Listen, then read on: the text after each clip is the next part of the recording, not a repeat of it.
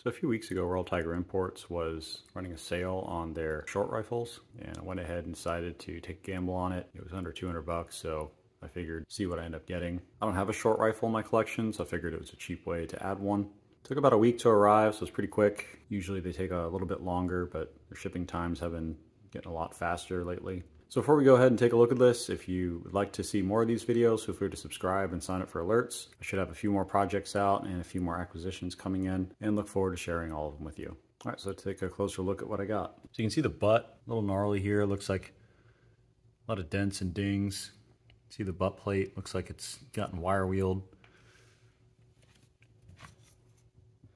A little gnarly here on the rear sling swivel. You can see there's a lot of wire wheeling here on the magazine.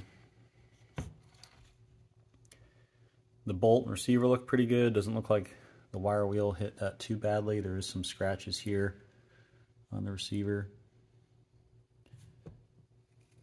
You can see here there's manufacturer mark.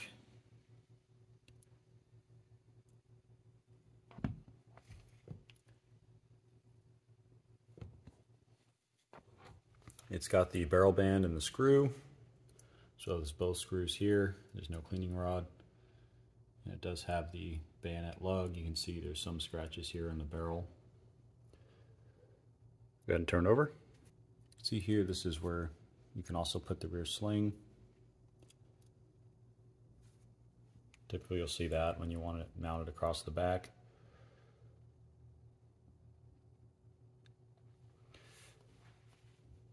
See some scratches here.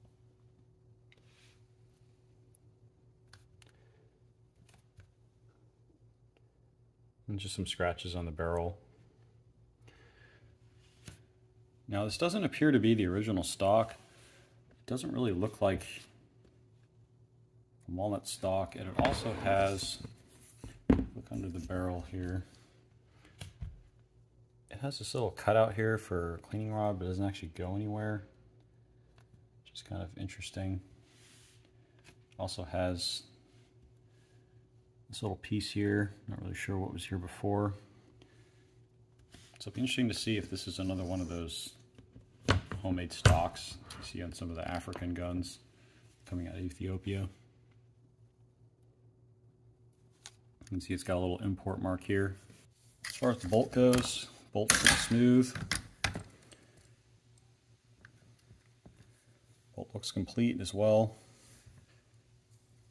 It's pretty dirty though. I have to kind of push it forward real good to close it. It's probably got a lot of gunk here in the chamber. Did take a peek at the bore, and it's pretty much full of just grime and crud, so it's hard to really tell what's going on in there. I'll have to clean it out first to see how the rifling looks. Another reason I think this might be one of those locally produced stocks is you can see the butt plate here is kind of off. And just generally it doesn't look like this is the original wood. Maybe these are walnut, and this looks, could be something else. So I'll know more when I start cleaning it up, take a peek at the wood a little more closely. So this short rifle came out just for World War II. It was a way to kind of streamline production, as well as come up with a new cartridge, going from the 6.5 Carcano to the 7.35 Carcano, just giving it a little bit more of a powerful cartridge.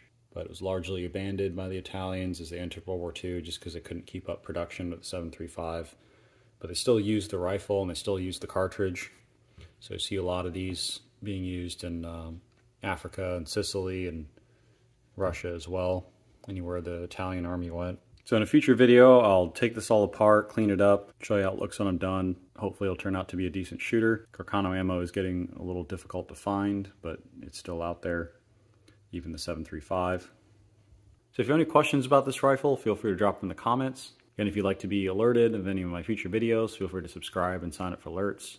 You'll be able to see this when it's cleaned up, as well as some other projects I'm working on currently. So hope you enjoyed this video, and as always, thank you for watching.